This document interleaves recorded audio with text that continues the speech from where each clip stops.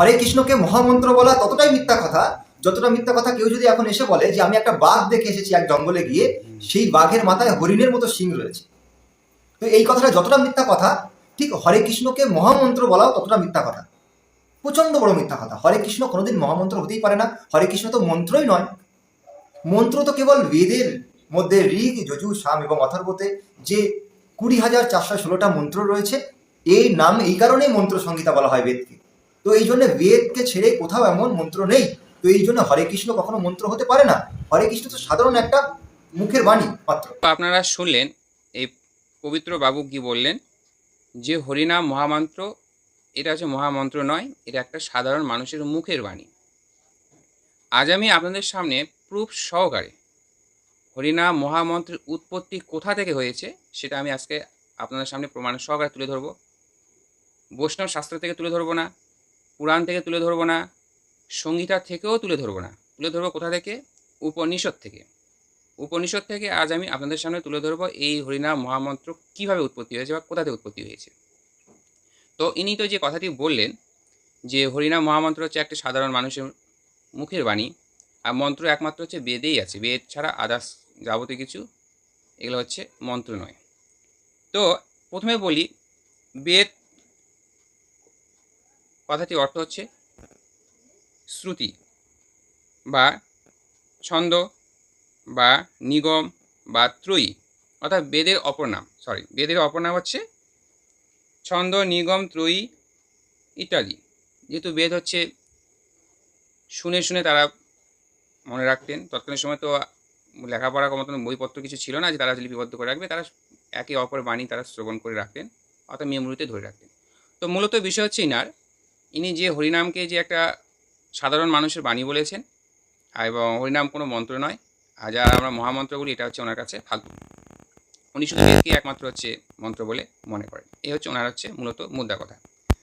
তো আজ আমি যে উপনিষদ থেকে যে আপনাদের সামনে তুলে ধরছি, সেই উপনিষদকে যদি এই পবিত্র বাবু যদি হচ্ছে না মেনে থাকে, যে উপনিষদকে আমরা মানি না, শুধু বেদকেই মানি, তাহলে এর মতো আমার মনে হয় যে এর মতো হচ্ছে মূর্খ আর দ্বিতীয় পৃথিবীতে আর এক পিছু নেই।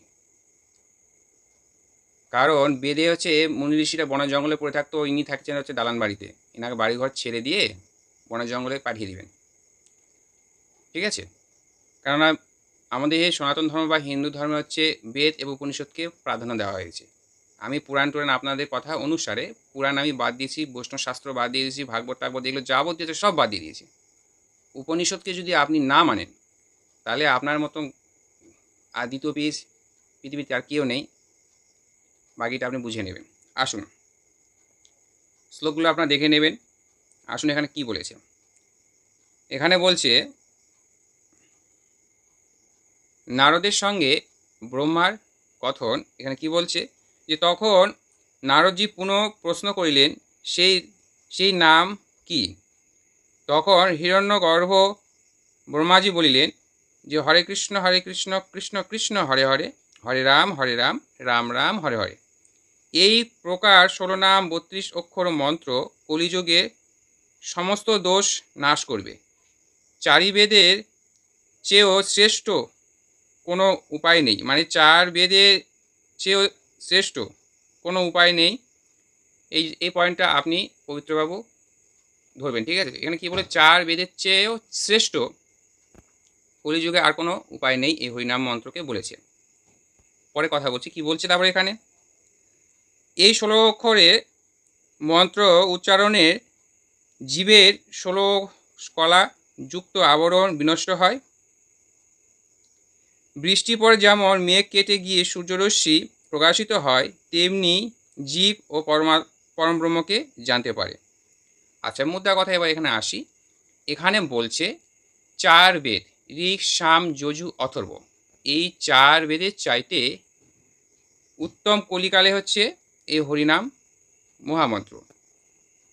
লাইনটা ফের বলছি, এবং শ্লোকগুলো দেওয়া আছে, আপনারা পড়ে নেবেন, যেহেতু আপনারা হচ্ছে বেদজ্ঞ পণ্ডিত। আমি আপনাদের মতো পণ্ডিত না, আমি আপনাদের সামনে তুলে ধরছি এই মাত্র, কারণ আমার পণ্ডিত হওয়ার কোনো ইচ্ছা নেই। তো মূলত কি বলছে এখানে, বলছে 4ই বেদে এর চেয়েও শ্রেষ্ঠ কোনো উপায় নেই।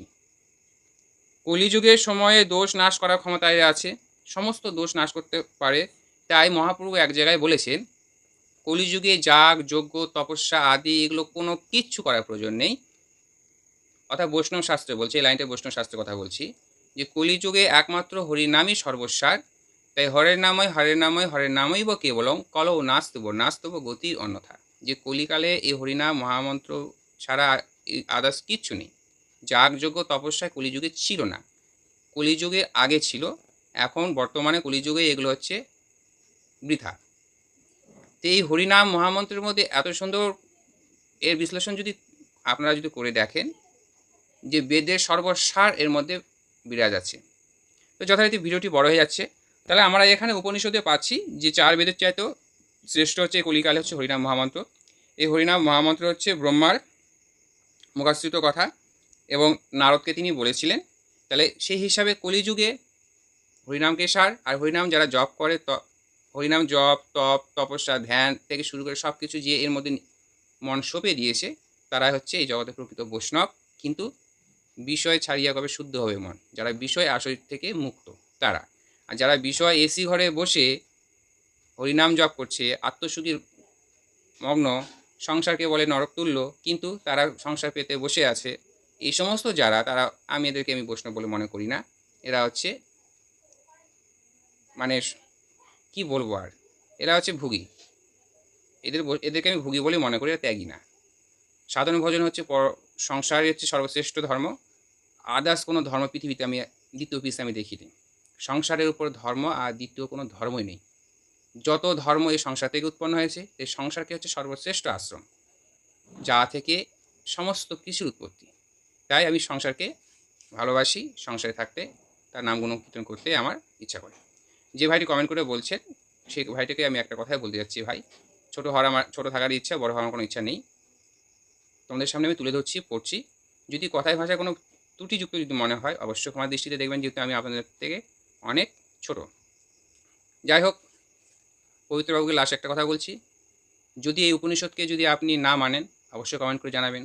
আর যদি মনে করেন যে লাইফে এসে দুটো কথা বলবেন এই অধমের সঙ্গে, আপনার সঙ্গে কথা বলে আমার একান্ত ইচ্ছা, কমেন্ট করে জানাবেন। অবশ্যই আপনার সামনে লাইফে এসে আমি দুটো কথোপকথন অবশ্যই করব। এই ভিডিওর মাধ্যমে আপনার সামনে তুলে ধরলাম। জয় শ্রীরাম, জয় রাধেশ্যাম, সকলে ভালো থাকবেন, গুরুগন্ধ জয় হোক। ক্ষমা দৃষ্টিতে দেখবেন আমি অধম।